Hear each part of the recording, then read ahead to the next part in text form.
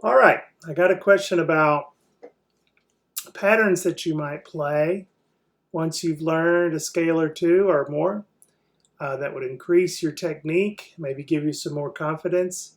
And so I think one of the best patterns that you can play is to play your scale in the interval of a third. And so the way we do that is we would start, I'm going to use a C major scale in the open position to start with. And so you would play the root of that scale, and then you would play that you would skip a note and you would play the third note. And that's the interval of a third. Then we'd play the second note and then the fourth note. And that's also the interval of a third, even though it's the second and the fourth. You're going 2, 3, 4, 3 notes, right? So that's the interval of a minor third.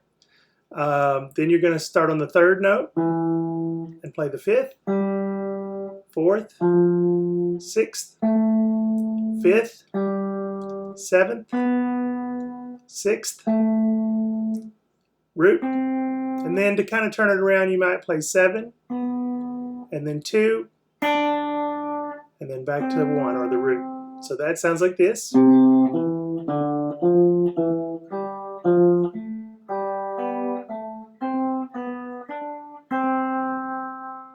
Then to turn it around and go back down, start on the root, go to the 6th, 7, 5, 6, 4,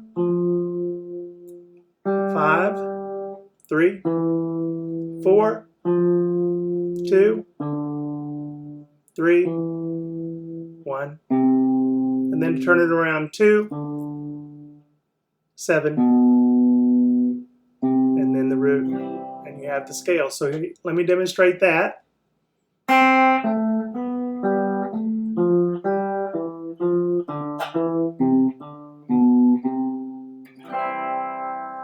All right, so that's a good pattern to play. Now, I'm using the open position there. You can do the same thing in a closed position scale. So if we take the sort of E-shaped scale up here at the 8th fret, and we do that pattern, this time I'm going to go past the octave all the way to the first string, so it'll be a 2-octave pattern.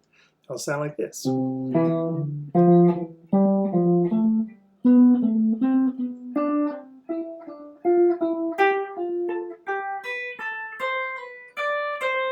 And then descending.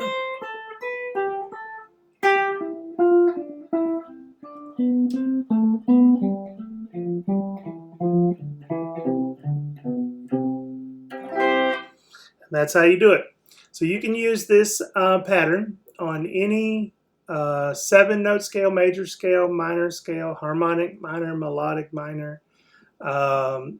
You can't really use it in the pentatonic. There's a variation that you can use in the pentatonic, and we'll have to talk about that at a different time because the fingering is a little different. But if you're practicing major scales, whether they're in the open position or if they're up here higher on the neck, you can use this pattern to kind of break up that straight up and down thing that we all do when we first learn our scales. And it's really the beginning to being able to play arpeggios as well, because a lot of the shapes are very similar to arpeggio shapes. All right, I hope that helps.